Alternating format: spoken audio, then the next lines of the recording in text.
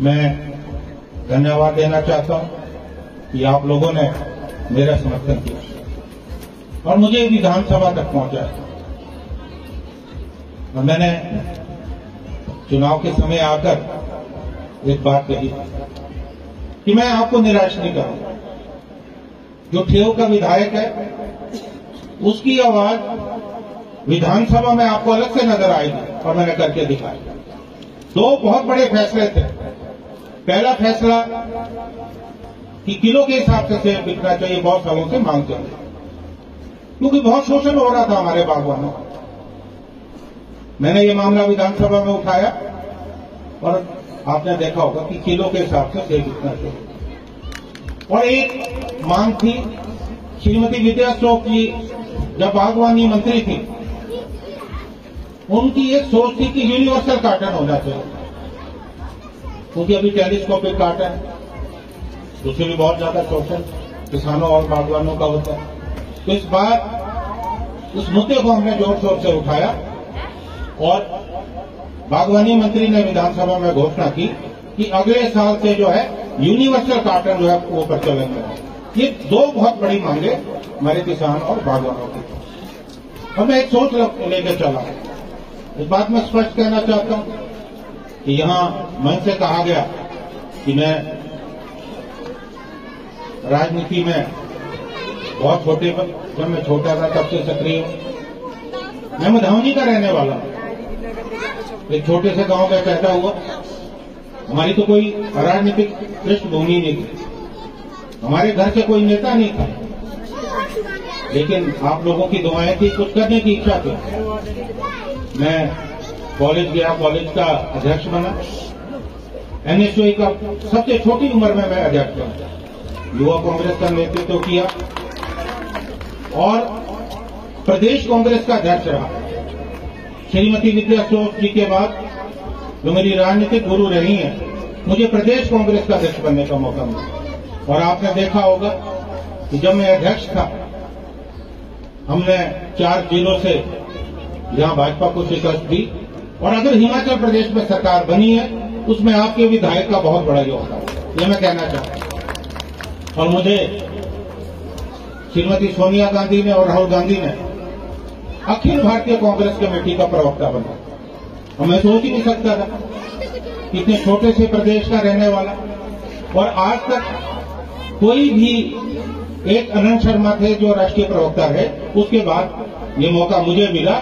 ये मान प्रतिष्ठा मेरी नहीं है, इस क्षेत्र के लोगों की, कि आज आपके विधायक को अखिल भारतीय स्तर पर, राष्ट्रीय स्तर पर पहचान बनाने का मौका मिला। ये बात मैं इसलिए कह रहा हूं कि हमारे जो नौजवान हैं, हमारे जो साथी यहां बैठे हैं, एक जज्बा होना चाहिए, आप जीवन में कहीं भी पहुंच सकते हैं। और बहुत अच्छा लगा आज बच्चों का कार्यक्रम देखा। आदमी का सबसे, जिसे मैं कहूं कि सुनहरा जो वक्त होता है वो बचपन का होता है। तो जब बच्चे यहां अपनी प्रस्तुति दे रहे थे, तो हम भी वापस जो है बचपन में चले। और मैंने यहां देखा कि अभिभावक जिनके बच्चे यहां प्रस्तुति दे रहे थे, वो मोबाइल पे जो है उनके फोटो ले रहे थे। तो मुझे अपना वक्त भी याद आया कि जब हमारे बच्चे, अब तो बड़े हो गए हैं, जब हमारे बच्चे इस तरह की प्रस्तुति देते थे तो हम भी कैमरा लेके खड़े हो जाते। तो मुझे वो वक्त भी याद आया।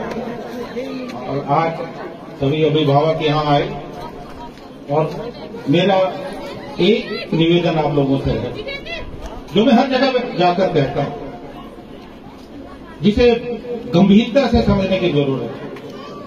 जब मैं प्रदेश कांग्रेस कमेटी का अध्यक्ष था, तो मेरे पास पेरेंट, 2 माता पिता आए और उन्होंने कहा कि सर आपसे अलग से बात करें।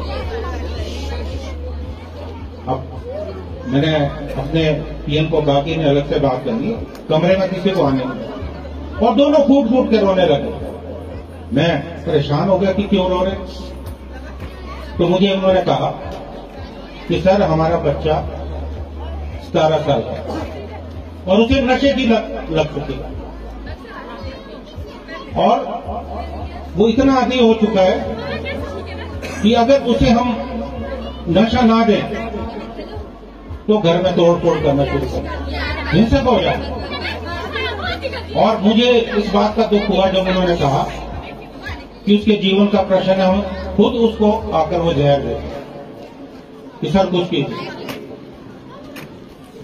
मैं इस मामले को बहुत जोर शोर से उठाया और आपने देखा होगा कि आज ये चिंता का विषय कि हमारे क्षेत्र में भी जो है नशे पहुंचे, बहुत सावधान रहने की जरूरत है।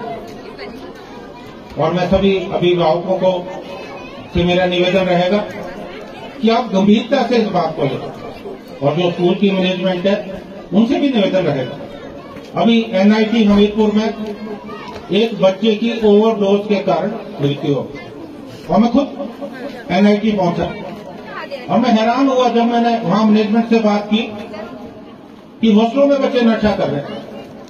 जो वार्डन है उन्हें मालूम नहीं कि हॉस्टल में क्या चल रहा है। और उसके बाद जब मैं गया, बड़ी गंभीरता से उन्होंने इस मामले को लिया। और अभी विधानसभा का सत्र धर्मशाला में होने वाला है। मैं विधानसभा में इस मुद्दे को बड़े जोर से उठाने वाला। ये ठीक है, आज तरक्की हो रही है, आप सड़क बनाओ, आप स्कूल बनाओ, अच्छे अच्छे मकान बनाओ, किसके लिए? अगर आने वाली जो पीढ़ी है वो नशे की गिरफ्त में आएगी तो हम किसके लिए कर रहे हैं? ये बहुत गंभीर विषय, इस विषय में सोचने की जरूरत है। और मैं स्कूल की मैनेजमेंट से भी दरखास्त करूंगा कि आप भी इसे गंभीरता से लें, क्योंकि आज हमें अपनी पीढ़ी को बचाने की जरूरत है। मैंने ये बात इसलिए कही कि मैं इसे एक अभियान के तौर पे पूरे प्रदेश में चलाने वाला, और मैं ज्यादा कुछ नहीं कहना चाहता। आज बहुत अच्छा लगा और एक मेरा परिचय सबने दिया कि मैं कांग्रेस के अध्यक्ष रहा, राष्ट्रीय प्रवक्ता, उसके अलावा मेरी एक पहचान है, वो एक अधिवक्ता के रूप में, एक वकील के रूप में। और मैं सच बताऊं, मुझसे कोई नया आदमी मिलता है तो मैं अपना परिचय ये नहीं देता मैं विधायक हूं, मैं ये बोलता हूं कि मैं अधिवक्ता रहा हूं। वो मेरी सबसे बड़ी पहचान है, क्योंकि मैंने राजनीति को कभी व्यवसाय नहीं समझा। आज राजनीति का स्तर देखते जा रहा, लोग राजनीति में आते हैं इसलिए आते हैं कि राजनीति में आके पैसा कमाए, मेरी बिल्कुल सोच है। और मुझे इस बात की खुशी है कि मुझे हिमाचल के हाई कोर्ट में, सुप्रीम कोर्ट में भारत सरकार के वरिष्ठ अधिवक्ता के रूप में वर्षों काम करने का मौका मिला। और एक अनुभव था, और यही अनुभव आज राजनीति में मेरे काम आया। देश के मुख्यमंत्री मेरे सहयोगी और जितने मंत्री बने वो भी ऐसे रहे जिन्हें मैंने एनएसयू में कहीं ना कहीं बढ़ाया, और आज हमारे क्षेत्र में काम हो रहा है। शायद प्रदेश के जो दूसरे क्षेत्र है उससे ज्यादा यहाँ काम हो रहा है। अभी हमारा जो कॉलेज, कुमारसंघ का कॉलेज, पिछले 5-6 वर्षों से वो जो है शेड्स में चल रहा है, और अभी 2 दिन पूर्व 2 करोड़ जो है वो कॉलेज के लिए सर्विस करती है। और ऐसे समय जो पैसे का अभाव है, तो मैं केवल एक बात कहना चाहता हूं, कोई लंबी बात नहीं करूंगा। बहुत सारे लोगों ने आपके मुझसे मांगे रखी, क्योंकि आज स्कूल का कार्यक्रम है, मैं शिगरी पंचायत का दौरा बनाने वाला। एक बात मैं जरूर कहूंगा कि मैं बड़ा स्पष्ट व्यक्ति हूं, जो मैं कर सकता हूं वो मैं कहूंगा, जो मैं नहीं कर सकता प्रयास मेरा रहेगा कि मैं करूं, लेकिन मैं गलत वायदे नहीं करूंगा। मैंने चुनाव के समय भी ये बात कही। अब कई बार बहुत सारे लोग मेरे पास आते हैं, अब उन्हें कई बार बुरा लगता है जब मैं उनको गाइड करता हूं कि इस काम को इस ढंग से करना, ये काम नहीं होता। और कई बार बुरा लगता है, लेकिन बाद में उन्हें इस बात का एहसास होता है कि मैं किसी को कोई गलत वायदा नहीं करूंगा, किसी को झूठी आशाओं में नहीं रखना चाहिए। क्योंकि आजकल क्या हो गया है, जो राजनेता है आप उनके पास जाओ कि ये आसमान को से चांद को नीचे उतार ले आओ, वो बोले हाँ बिल्कुल कर दूंगा मैं, ले आ। ये सोच बदलनी होगी और स्पष्ट तौर पे हमें चलना पड़ेगा, स्पष्ट सोच के साथ चलना पड़ेगा, सच्चाई के साथ चलना पड़ेगा। और मैं आपको विश्वास दिलाता हूं कि आपने मुझे चुन के भेजा है। जहां आपके लिए मैं पूरी तरह से तत्पर हूं, आपकी लड़ाई लड़ूंगा, वहां मैं एक बात आपसे चाहता हूं, जितने बहुमत से आपने मुझे जिता के भेजा, बहुत कोशिशें हुई, यहां से नहीं बाहर से कोशिशें हुई कि किसी तरह से मुझे रोका जाए, लेकिन मैं अपने क्षेत्र की जनता को धन्यवाद देना चाहता हूं कि तमाम षड्यंत्रों के बावजूद भी आपने मुझे विधानसभा में भारी बहुमत से जिताया। मैं आपको विश्वास दिलाना चाहता हूं कि आपके लिए मैं पीछे नहीं हटूंगा। मैंने एक बात कही कि मेरा सर या भगवान के आगे झुकता है या मेरी कुमारसंघ ठेव की जनता है आपके आगे झुकता है, ये मैं कहना चाहता हूं। लेकिन एक बात मैं और आप लोगों से चाहता हूं, ये ठीक है मैं विधानसभा में गया हूं, लेकिन आपका समर्थन मुझे चाहिए।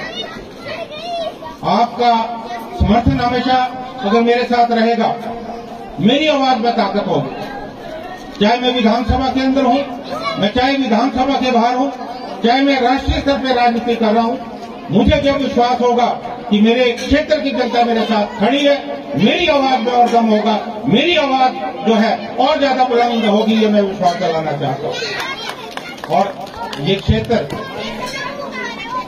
जो है बहुत समृद्ध है। हमें बागवानी के क्षेत्र में जहां आगे बढ़ना है, उसके लिए भी मैं पूरा प्रयास कर रहा हूं। वहां टूरिज्म की अपार यहां संभावना है, इतना खूबसूरत क्षेत्र है हमारा। और मैं आपको सूचना देना चाहता हूं कि नारकंडा में कल मैं स्केटिंग रिंक का, आइस स्केटिंग रिंक का जो है फाउंडेशन स्टोन रखने जा रहा हूं। ये बहुत बड़ा होगा कि पूरे हिंदुस्तान में नारकंडा एक ऐसा क्षेत्र होगा जहां पहली तरह का जो है स्केटिंग रिंक बनने वाला है, क्योंकि उससे टूरिज्म अट्रैक्ट होगा और टूरिज्म अट्रैक्ट होगा, नए जो बाहर से सैलानी आएंगे। और मेरी ये कोशिश है कि आने वाले 5-10 सालों में जो टूरिस्ट है वो हमारे इस क्षेत्र में भी आए, और हमें होम स्टे पे ज्यादा जोर देने की जरूरत है, क्योंकि हमारी आय बढ़ेगी। मैं इस सोच के साथ चला हूं और मुझे पूरा विश्वास है कि आप लोगों के सहयोग से हम निश्चित तौर पे जो है इसमें भी कामयाब होंगे। मैं ज्यादा ना कहता हुआ, क्योंकि अभी बहुत सारी जगह पे लोग मुझसे मिलना चाह रहे हैं, उनकी समस्याएं, जितने भी यहाँ हमारे पार्टी के साथी आए, मैं आपका भी शुक्रगुजार हूँ, सभी अभिभावकों का शुक्रगुजार हूँ कि आप लोगों ने के बीच में आकर मुझे बात करने का मौका मिला, और खासकर सुनील जी का, मैं आपके संस्थान का और आपके उज्जवल भविष्य की कामना करता हूं। और जो भी मुझसे बन पाएगा वो मैं निश्चित तौर पर इस संस्थान के लिए करूंगा। मैं अपनी तरफ से 31,000 रुपए की राशि जो है इस संस्थान को देने की घोषणा करता हूं, और इसी तरह आप लोगों से मुलाकात होती रहेगी। अंत में मैं एक बात कहना चाहता हूं कि जो पुराने पॉलिटिशियन थे वो परिपाटी में बदल रहा हूं, कि वो 4-5 लोग होते थे, साथ उनको घुमाते रहते थे, उनके कहने पे काम होते थे। मैंने बंद कर दिए, न मैं खुद चमचेगिरी में विश्वास रखता, न मैंने कोई चमचे पाड़े। तो आप लोगों से मेरे निवेदन है, किसी का भी कोई काम होगा, सीधा आके मुझसे मिलिए, सीधा आके मुझसे बात करें, आपको बिचौलिए की जरूरत नहीं, क्योंकि मैं चाहता हूं कि सीधा जनता से मेरा संपर्क होना चाहिए। तो मैं अंत में फिर से आप सभी लोगों का आभार व्यक्त करता हूं, और जब मैं अपने को आई ना तो बड़ा खुश है। मैं बेहतर थे डबाता हूं, तो आज बहुत अच्छा लगा जब अपने परिधानों में, धातु में, रिश्ते में हमारी बहनें और माताएं नजर आती है, तो बहुत अच्छा लगता है। तो कल मैं ठेव गया था, वहां भी एक कार्यक्रम था, तो वहां मेरे साथ वहां टीका मदान है वो बैठे थे, तो वहां जब बच्चे कार्यक्रम दे रहे थे रिश्ता और धातु लगा के, मैंने कहा ये तो आपने ऊपर से चुरा के लाया है। मैं कहा चलो अच्छी बात है, ठेव भी हमारा क्षेत्र है और हमारा परिधान तो और ज्यादा पॉपुलर होना चाहिए। और मैंने ये देखा है कि ठेव के लोग भी बहुत मजबूती से साथ देने वाले लोग हैं, और कुमारसंघ और कोरगढ़ ठेव ये क्षेत्र मिलकर आगे बढ़े, सभी आपस में सामंजस्य उठाकर आगे बढ़े, इसी इच्छा के साथ मैं इस राजनीति में आया हूं। एक बार फिर से सभी का दिल की गहराइयों से बहुत बहुत धन्यवाद, आभार। जय हिंद, जय भारत। भूषण ज्वेलर्स, अनमोल रिश्तों के लिए।